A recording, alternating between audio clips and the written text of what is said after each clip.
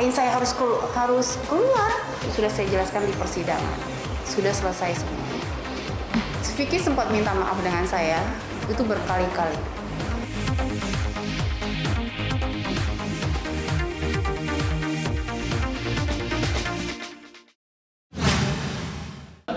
Alhamdulillah saya mendapatkan bonus dari pihak jaksa dan nanti kita tunggu hasil dari Pak Hakim gitu ya yang akan memvonis ini semua. Tapi sebenarnya kalau ditanya sama saya sebenarnya pada saat pertama kali dia masuk penjara yang 2 bulan itu ya, itu buat saya itu sudah cukup sebenarnya. Sudah cukup, saya tidak mengikuti lagi ini pemberitaan, saya juga tidak mau tanggapin dia mau fitnah apa, dia mau ngomong apa, dia mau minta maaf kayak gimana, saya sudah tidak mau meladeni itu semuanya. Karena saya lebih penting keadaan lagi COVID begini, mentingin semua pekerjaan saya. Ya saya nggak mau mikirin itu, sampai buka berita aja nggak ada, saya nggak pernah nonton lagi. Tapi tiba-tiba saya dapat kabar dari pengacara saya memberitahu, Bu ini sudah dituntut oleh jaksa, dituntut 8 bulan. Ya buat saya kan nanti begitu hasil vonisnya mungkin akan dikurangin, mungkin akan ditambah, saya nggak tahu gitu. Tapi apapun itu, ya itu bonus buat diri saya gitu. Karena buat saya 1 hari dia sudah masuk penjara aja sudah cukup buat saya. Berarti kan ini orang bersalah sudah selesai. Saya nggak yang mikirin mau berapa lama, berapa ini, enggak lah, udah bukan urusan saya lagi gitu. Karena penjara itu kan boro-boro sebulan ya, 2 bulan, sehari aja kita dengar aja kita nih takut gitu kan. Walaupun statement dia mengatakan dia tidak takut dengan penjara. Kalau saya jangankan lihat penjara, ngomongin penjaranya saya langsung shaking kan, kita takut lah kita. Saya aja jujur kemarin aja saya menghadapi persidangan, walaupun kita sudah biasa ketemu umum gitu ya, kita depan kamera, itu persidangan tuh Mas itu nggak gampang loh, saya sampai mau terkencing-kencing gitu. Jadi mental saya tuh agak drop pada saat di itu persidangan gitu. Jadi kalau dia sampai mengatakan dia nggak takut penjara, memang mentalnya sudah begitu keluar masuk penjara. Berapa kali ya Mas sekarang ini? Mungkin kurang lebih 5 kali ya, 5 kali. Berarti kan sudah biasa. Jadi dia mau melakukan apapun, buat dia penjara bukan ancaman. Track recordnya mereka seperti apa kan bisa kelihatan, teman-teman tahu gitu. Jangankan cuman fitnah saya, yang cuma ngomongnya tanpa bukti gitu. Terus kan mereka selalu mengatakan, oh saya Angel Olga ini kan istri sah. Kenapa bawa laki-laki di dalam kamar? Kenapa dia berdua dengan laki-laki dalam kamar? Dan saya mendobrak ini teman-teman, saya mau kasih tahu buat netizen juga semuanya, semoga menjadi, kalau memang orang penikmat berita gosip, jadilah yang pintar ya. Artinya gini, saya dari kemarin diam karena saya memang nggak mau meladeni ini semua, karena nggak ada habisnya kalau saya ladeni. Karena buat saya nggak butuh konten, saya nggak perlu nangis untuk konten, saya nggak butuh drama karena saya nggak punya kepentingan di itu sini. Sekarang gini, itu rumah saya. Ini kita bedah pakai logika ya. Itu rumah saya. Kunci kamar itu di dalam kamar saya. Ya dong, kita kalau punya kamar kan pasti kita kunci di dalam kamar, nggak mungkin di luar kamar kan? Nah, ada di dalam kamar. Waktu dia masuk lompat di rumah saya, itu media belum masuk. Ya, karena tidak dibukakan pagar, belum dibukain kan? Dia masuk bersama saudaranya dan beberapa orang bandnya dan manajernya. Dobrak saya. Begitu dobrak, sempat argumen dengan saya. Ya, sempat argumen dengan saya. Lalu nggak lama kemudian argumen, saya tuh masih berdiri di depan sini. Kan di rumah saya pisau ini hilang. Pisau dapur ini hilang. Artinya kan ada orang sengaja mau melukai kami berdua. Seandainya kan kalau saya melakukan hubungan badan dengan laki-laki, pasti kita tahu kita salah. Pasti saya keluar kamar dong. Ngapain saya di dalam kamar? Keluar kamar dong. Apapun, lu mau bunuhin saya kek, lu mau tembak saya kek. Nah, yang penting saya berzina kamu tidak tahu. Kan saya keluar kamar. Iya dong, keluar kamar. Tapi kan ini tidak terpikir di otak saya gitu loh. Karena kenapa? Karena saya tidak melakukannya. Makanya pada saat dia jorokin saya, karena dia tahu media sudah mau masuk, dia jorokin saya. Lah saya juga dengan bodohnya saya tarik, ya saya kunci. Ya kebetulan saya kunci, saya menyelamatkan, saya nggak mau keluar. Karena apa? Saya pikir saya memang tidak melakukan kejahatan, saya tidak berzina. Ngapain saya harus keluar? Yang penting adalah keselamatan saya. Dan dia tuh berusaha untuk melukai teman saya, makanya saya tarik ke dalam. Nah, yang media sorot itu kami sudah di dalam. 10 menit kejadian itu kan kalian tidak tahu. Iya kan? Logika deh, kalau saya berzina nih, saya pasti keluar kamar. Keluar rumah saya. Silahkan bukti. Iya dong. Kalau kita melakukan kejahatan, pasti kita berusaha untuk menghilangkan barang bukti. Benar nggak? Benar nggak? Pasti. Ih gila. Walaupun saya bertikai kan dia masih status suami nih. Oh gila, ada laki. Jangankan saya berzina deh. Saya bawa laki aja pasti kita udah takut. Ih gila, jam 2 malam, jam 1 malam suami datang ngedobrak saya. Keluar. Pasti begitu kan? Ini kan saya tidak begitu karena saya tidak melakukannya. Jadi semua tidak direncanakan. Nah, inilah. Ini saya sudah menjawab semuanya dan buktinya semua ada di kepolisian dan di pengadilan. Lalu ada lagi. Pada saat kasus dia melaporkan saya, kan ini dihentikan oleh pihak kepolisian. Polisi ini menghentikan bukan tanpa alasan. Satu, ada barang bukti visum, surat dari dokter. Visum ini bukan dari kepolisian, tapi dari kedokteran. Tapi dokter yang dirujuk oleh pihak kepolisian. Kalian mau tahu saya di visum kayak apa? Saya ditelanjangi. Dilihat sidik jari ada nggak pria, air liur, dan barang intim saya dimasukin alat, diperiksa semuanya.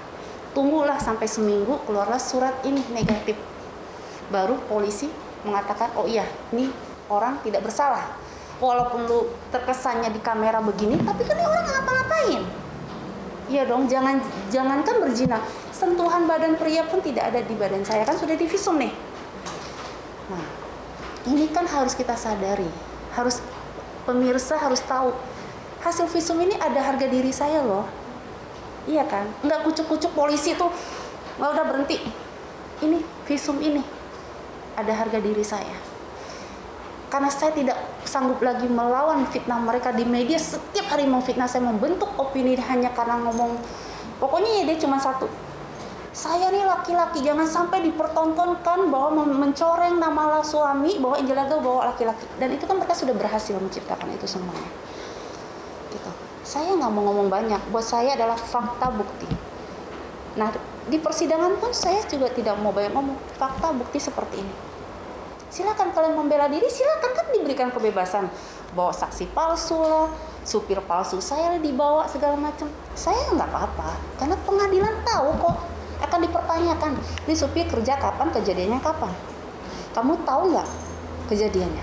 Kalau tidak tahu, apa relevansinya kamu bawa itu? Walaupun ini orang pernah bekerja dengan saya, walaupun apa ceritanya dia kisah supir itu dengan saya, kan nggak perlu saya jelaskan, nggak ada hubungannya dengan peristiwa ini, gitu kan? Ini kan direkayasa sama semuanya gitu loh. Tetapi begitu dia selalu keluar dari persidangan, dia selalu mengatakan, dia bentuk opini, meminta belas kasihan masyarakat. Karena memang salahnya saya malam itu, saya tidak keluar dari kamar. Kesalahan saya cuma salah satu itu. Kalau saya keluar aja, nggak ada berita. Selesai. Tidak ada berita ini akan berjalan segini ya. Dan mereka tidak punya alasan untuk memfitnah saya. Kalau saya keluar aja. Harusnya saya pintar, tapi saya bersyukur. Mungkin dengan begitu caranya Allah itu harus begini caranya. Itu sudah ada jalannya dari Allah, ini sudah ada jalannya. Saya kadang menyesal, kenapa ya gue nggak keluar dari kamar itu ya. Makanya lain kali nih saya berpikir gini, kalau ada terjadi apa-apa fitnah dengan saya harus mawas deh, jangan lugu-lugu amat gitu loh. Ini karena saya mau menyelamatkan diri, saya malah kunciin diri saya sendiri. Karena dia dorong, saya kunci aja. Kuncinya saya pegang. Kan rumah saya gitu loh. Kalau saya habis melakukan sesuatu dengan orang, ya pasti saya keluar aja. Saya pura-pura berdiri, ada apa kayak gitu. Saya punya hak untuk mengusir mereka. Ini malah, kalian lihat nggak? Yang lebih berkuasa di rumah itu kan mereka. Saya jadi kayak orang kayak, coba lihat deh, saya sampai bengong, sampai diem. Saya pun tidak melawan mereka dengan apa-apa karena saya syok. Ini arahnya mau kemana ya? Karena saya nggak kepikiran maksud mereka ini apa. Gitu. Kan saya diem, tayangan itu kan ada. Kalau memang saya melakukan hubungan zina, ya pasti saya bilang loh sama teman cowok saya, awas tuh ada kamera, minggir, jangan kelihatan. Iya kan? Ataupun saya maki-maki mereka, kan saya nggak maki-maki gitu loh, karena syok gitu. Itulah makanya kan ini sudah saya jelaskan di persidangan, sudah selesai semuanya. Vicky sempat minta maaf dengan saya itu berkali-kali. Sebelum persidangan, sebelum waktu saya usir dia dari awal itu juga sering minta maaf kan, gitu. Cuman saya udah nggak mau komunikasi. Saya buat saya gini loh. Saya ini manusia biasa ya. Kalau saya mau digosipin apa, saya nggak masalah. Tapi pada saat saya dijorokin dengan teman saya dan kami tidak berbuat apa-apa, itu buat saya dunia ini runtuh rasanya. Saya punya anak, apalagi yang Vicky dan keluarga selalu tekankan adalah saya ini wanita bersuami muslim, berpakai kerudung, mencoreng kerudung saya, dan dia mengolok-olok agama saya. Walaupun dia dengan gayanya dia seolah-olah dia paling benar sebagai laki-laki. Itu harga diri saya tuh kayak gimana ya. Jadi kalau ada yang bertanya, Mbak Angel mau maafkan nggak? Mohon maaf sekali, bukan saya menjadi orang dendam, bukan. Tapi maksud saya ini manusia biasa. Yang penting buat saya adalah saya sudah menyerahkan ini di pengadilan, biar pengadilan yang memutuskan. Masalah dendam atau memaafkan urusan saya dengan Allah. Biar saya yang menyimpan itu semuanya. Buat saya adalah, saya nggak mudah dengan gampang, oke saya maafkan, enggak. Yang penting buat saya cuma satu.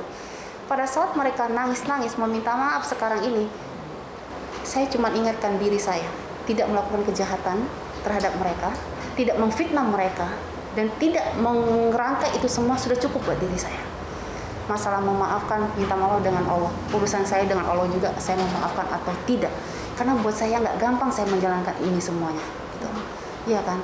Saya dikoyak-koyak sama keluarga mereka. Kalau masalah tangisan mereka, saya berharap, ya Allah semoga tangisan mereka bukan untuk konten mereka. Jadi janganlah kalau sekarang sudah salah, sudah dituntut, semua baru keluar air mata, baru meminta maaf kepada saya. Kemarin dengan sombongnya Baby, Bella semuanya joget depan saya. Pada saat mereka memfitnah saya, jorokin saya dengan teman saya di dalam kamar, Bella, Baby semuanya joget di depan saya. Saya katakan, keluar kalian dari rumah kakak, keluar. Mereka tidak mau dengarkan saya. Sekarang baru nangis-nangis. Lalu karena sekarang mereka ini sudah tidak ada omongan lagi, dia mengada-ngada lagi. Kemarin di acara salah satu stasiun TV, tanpa saya sadari setelah saya pergi kan diundang mereka masuk. Tiba-tiba Baby dengan gampangnya dia ngomong masalah mobil katanya, ada tagihan. Logika deh.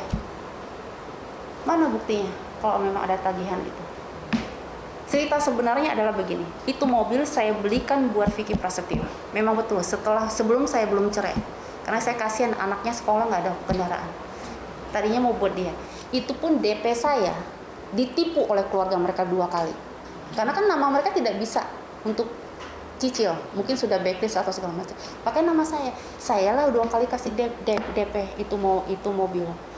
Lalu dengan peristiwa dia dengan saya, otomatis kan mobil itu saya nggak mau bayar lagi karena di tangan mereka. Saya katakan ke mamanya, masih ada bukti chatnya, jadi hati-hati ya Baby, apa yang kamu katakan ini semuanya ada loh ya. Kita ketemu di kantor polisi, kalau kamu terus fitnah saya, jangan sampai nasib kamu seperti Vicky Prasetyo. Sekarang ada undang-undang IT.